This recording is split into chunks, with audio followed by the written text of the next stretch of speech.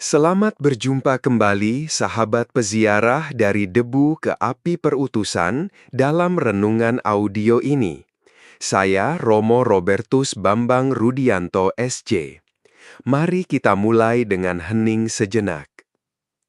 Tarik napas perlahan, dengan cinta kasih, mendoakan dari dalam hati, semoga damai Tuhan Yesus beserta kita, ke diri sendiri, ke ruangan atau rumah tempat kita berada, ke wilayah di luar ruangan atau rumah tempat kita berada, ke pulau, negara, benua tempat kita berada, ke bumi dan seluruh alam semesta. Sampaikan doa dengan terus mengatakan, semoga damai Tuhan Yesus beserta kita, dan sadari, Tuhan hadir di sini, bukan sebagai gagasan, melainkan sebagai sabda yang hidup. Hari ini, Rabu Pekan Paskah keempat, kita merayakan pula peringatan wajib Santa Katarina dari Siena, seorang perempuan yang hatinya dibakar oleh kasih kepada Kristus dan gereja. Maka, sebelum kita mendengar Injil, mari mohon rahmat, supaya sabda Tuhan tidak sekedar lewat di telinga, tetapi turun ke hati, menata batin, dan menggerakkan langkah kita. Amin. Dalam Kisah Para Rasul, sabda Tuhan dikatakan makin tersebar dan makin banyak orang yang percaya. Lalu dalam Mazmur, kita berseru bahwa segala bangsa memuji Allah, sebab Tuhan memimpin umat-Nya dengan adil dan penuh berkat. Dan dalam Injil Yohanes, Yesus berkata dengan sangat tegas, "Barang siapa percaya kepadaku, ia percaya bukan hanya kepadaku, melainkan kepada Dia yang mengutus aku. Dan barang siapa melihat aku, melihat Dia yang mengutus aku." Inilah fondasi renungan kita. Yesus bukan hanya pembawa pesan, Ia sendiri adalah wajah Bapa. Maka, ketika Yesus berkata bahwa Ia datang sebagai terang ke dalam dunia, kita diundang untuk bertanya dengan jujur, apakah aku sungguh hidup di dalam terang itu? Ataukah masih ada sudut-sudut hidup yang saya sembunyikan darinya? Karena terang Kristus tidak datang untuk mempermalukan, melainkan untuk menyembuhkan. Ia menyingkapkan, ya, tetapi penyingkapan itu adalah kasih. Ia membuka luka agar disembuhkan, bukan agar kita ditinggalkan. Ia menunjukkan jalan, bukan untuk membuat kita takut, melainkan supaya kita tidak tersesat. Secara teologis, Injil ini menegaskan bahwa iman kepada Yesus tidak pernah berhenti pada rasa kagum atau pada emosi rohani sesaat. Percaya berarti masuk ke dalam relasi dengan Bapa melalui Putra. Dan relasi itu menuntut keputusan. Yesus berkata, "Sabda yang kudengarkan itu akan mengadili pada akhir zaman." Bukan karena Allah senang menghukum, tetapi karena sabda yang ditolak akan tetap menjadi sabda yang benar. Maka, pertanyaannya sederhana namun tajam. Ketika sabda Kristus berbicara, apakah saya mendengarkan, menanggapi, dan membiarkan hidup saya dibentuk? Di sini kita masuk ke jendela pertama, jendela Ignatian. Santo Ignatius Loyola mengajar kita untuk menata batin, membedakan roh, dan mencari apa yang lebih besar, magis, demi kemuliaan Allah. Dalam Injil hari ini, terang Kristus menolong kita mengenali gerakan-gerakan hati, mana yang membawa damai sejati, mana yang hanya memberi kepuasan sesaat. Kadang kita tampak aktif, tetapi batin kita kacau. Kadang kita banyak bicara tentang Tuhan, tetapi afeksi kita masih melekat tak teratur pada pengakuan, keamanan, atau kontrol. Sabda hari ini mengajak kita berkata, "Tuhan, tata hatiku, biar aku memilih yang lebih berguna bagi kasih-Mu." Kalau kita jujur, seringkali kita ingin percaya kepada Yesus, tetapi tetap memegang kendali penuh atas hidup. Kita ingin terang, tetapi bukan terlalu terang. Kita ingin dihibur, tetapi tidak mau diubah. Padahal, discernment Ignatian mengajak kita untuk bertanya, apa yang sungguh membuatku semakin dekat kepada Kristus? Apa yang membuatku lebih bebas? Apa yang menuntun aku pada ketaatan yang penuh kasih, bukan pada keras kepala rohani? Hari ini, dari jendela Ignatian, kita diajak mengambil satu keputusan kecil namun nyata, menyusun ulang prioritas, merapikan afeksi, dan memberi tempat pertama kepada sabda Tuhan. Lalu, mari kita buka jendela Fransiskan. Santo Fransiskus Asisi mengingatkan bahwa jika kita sungguh melihat Allah dalam Kristus, maka kita juga akan melihat saudara dalam sesama dan rumah dalam semesta. Mazmur hari ini bernyanyi tentang bangsa-bangsa yang bersuka cita karena Allah memimpin dengan adil. Itu berarti kasih Allah tidak sempit, tidak eksklusif, tidak milik kelompok tertentu saja. Kasih-Nya merangkul semua.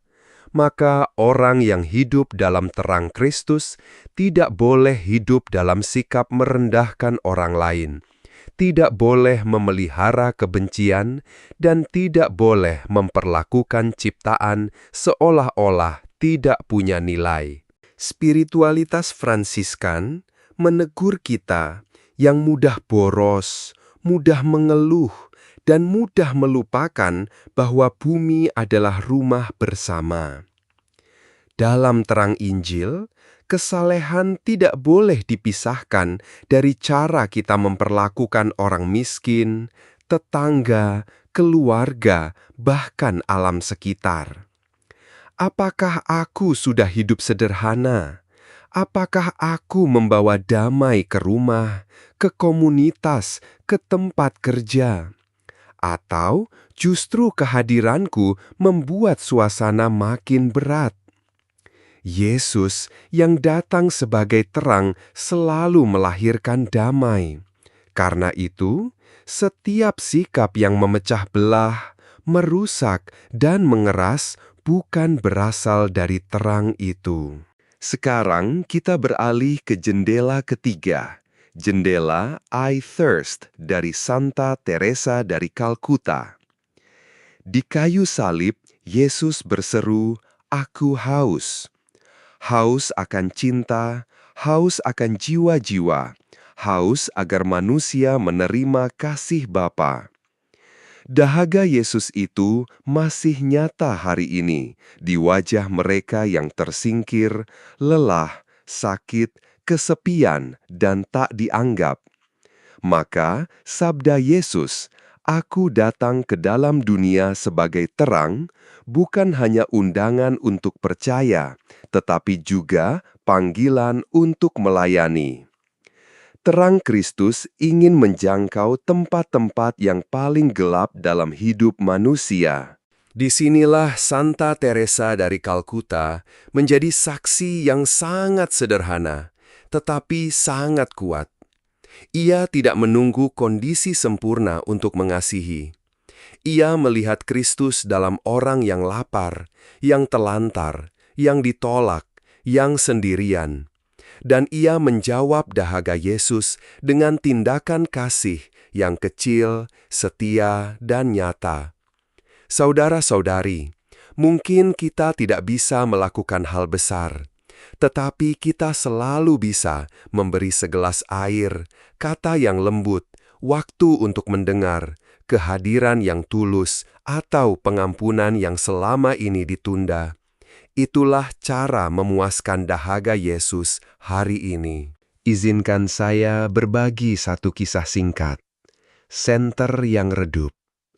Listrik mati, laporannya belum selesai, dan aku benci kegelapan, keluh seorang mahasiswa sambil membanting ponselnya ke kasur. Kamar kosnya gelap total. Ibu kosnya datang mengetuk pintu sambil membawa lilin. "Jangan marah pada gelapnya, Mas. Pakai lilin ini saja." "Lilin ini kecil sekali, Bu. Tidak akan bisa menerangi seluruh kamar." "Memang tidak," jawab si ibu lembut. "Tapi lilin ini cukup untuk membuat Mas bisa melihat di mana letak pulpen dan kertas. Kamu tidak butuh matahari untuk menyelesaikan tugasmu. Kamu cuma butuh satu cahaya kecil untuk melangkah satu demi satu." Apakah pernah menunda berbuat baik hanya karena merasa halnya terlalu kecil dan tidak akan mengubah dunia? Padahal Tuhan hanya meminta menyalakan satu lilin kecil? Sekarang, mari kita tarik 3 jendela ini ke dalam satu pertanyaan reflektif. Dari jendela Ignatian, gerakan batin apa yang hari ini harus saya bedakan dengan lebih jernih? Dari jendela Fransiskan, relasi mana yang perlu saya pulihkan, dan ciptaan mana yang perlu saya hormati lebih sungguh? Dari jendela I Thirst, siapa yang sedang menanti sentuhan kasih Kristus melalui saya? Jangan terlalu cepat menjawab. Biarkan sabda itu bekerja di dalam hati. Pendalaman hari ini sederhana, tetapi menuntut keberanian.